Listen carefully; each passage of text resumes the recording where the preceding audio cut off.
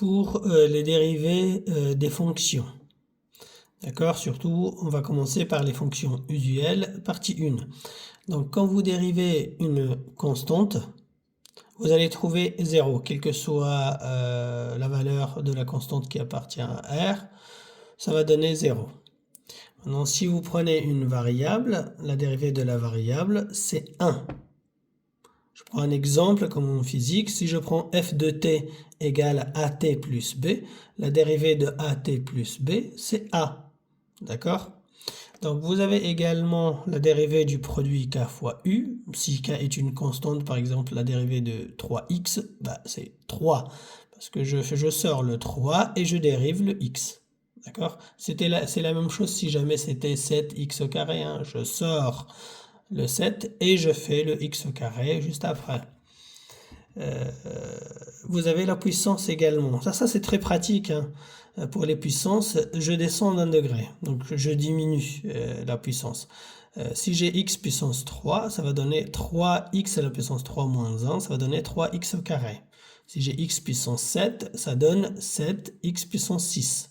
Donc la dérivée de x au carré, c'est 2x. Normalement, j'ai 2 moins 1 ici, mais c'est la puissance 1. Donc, pas besoin de l'écrire. D'accord? Donc ça, c'est pour les fonctions usuelles. Mais après, ça, c'est très simple. Donc, vous allez devoir faire avec des opérations mathématiques. Donc, additionner, soustraire et multiplier. Si j'additionne ou je soustrais, ça ne change pas grand-chose. Je fais u plus v, bah, c'est u', je fais le premier plus le deuxième. D'accord? Donc je dérive le premier plus la dérivée de la deuxième. Ensuite, si c'était moins, bah, c'est la même chose. Il n'y a pas de piège, c'est très simple. Après, vous avez le produit et c'est là où je dois faire attention. Donc je fais u' fois v plus, ici c'est plus toujours, v' fois u. Donc je dérive le premier, je multiplie par le deuxième, plus je dérive le deuxième, je multiplie par le premier. Ça c'est terminé, c'est simple, c'est pas compliqué aussi. D'accord? Ensuite, vous avez le quotient. Ça, c'est le plus difficile. D'accord? Donc, pour les quotients, vous avez le dénominateur qui ne doit pas être nul. Ça, il faut le mettre. Ça, c'est un rappel. Ensuite, vous prenez le v et vous le mettez au carré. Et après, c'est u' fois v. Donc, la dérivée du numérateur multiplié par le dénominateur moins la dérivée du dénominateur multiplié par le numérateur. D'accord? u'v moins uv'. Ça marche? Et bien sûr, si v est différent de 0, v au carré est également différent de 0. Hein, ce sont les mêmes conditions. Il n'y a rien qui change. Donc je vous laisse quand même faire l'exemple de somme et différence. Ça se fait en 30 secondes. Vous avez f de x égale 2x plus 3. Essayez de faire la dérivée rapidement. Hein, je vous laisse juste 10 secondes. Hein, ça, c'est très pratique.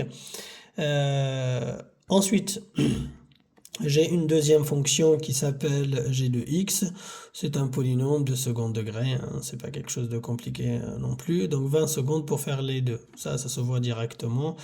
Ok, je dérive ça, je dérive ça, je dérive ça. Donc avec des plus et des moins, c'est des séparations des termes. Et pareil ici. Donc ça va donner pour f de x, ça va donner f' de x égale à 2. Et pour g de x, je vais avoir g' de x égale à 6x moins 2. Ça, c'est des fonctions simples, bien sûr, hein, au début du niveau première. Après, si vous passez en terminale, c'est pas ça du tout. Ça, c'est très simple pour vous. D'accord? On fera ça sur la deuxième partie ou troisième partie. Maintenant, je vous rappelle que la dérivée de racine de x, c'est 1 sur 2 racine de x. Ok? 1 sur 2 racine de x, si je dérive une fonction qui ressemble à ça, f de x égale x plus 1 fois racine de x, je vais considérer que u égale à x plus 1, que v égale à x, et puis après je fais u', donc je dérive u, je dérive v également, et là je vais trouver les deux. D'accord? Donc ça va me donner u'v plus uv'. Et je fais mon calcul jusqu'au bout. Bien sûr, je ne laisse pas le calcul, il faudra aller jusqu'au bout. D'accord? Ensuite, vous avez un exercice. J'avais mis des fonctions, donc f de x égale à ça.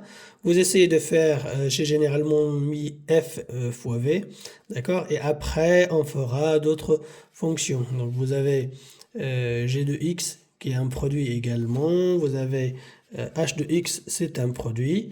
et k de x, c'est un produit. Ici, l'objectif, c'est de s'habituer sur les produits.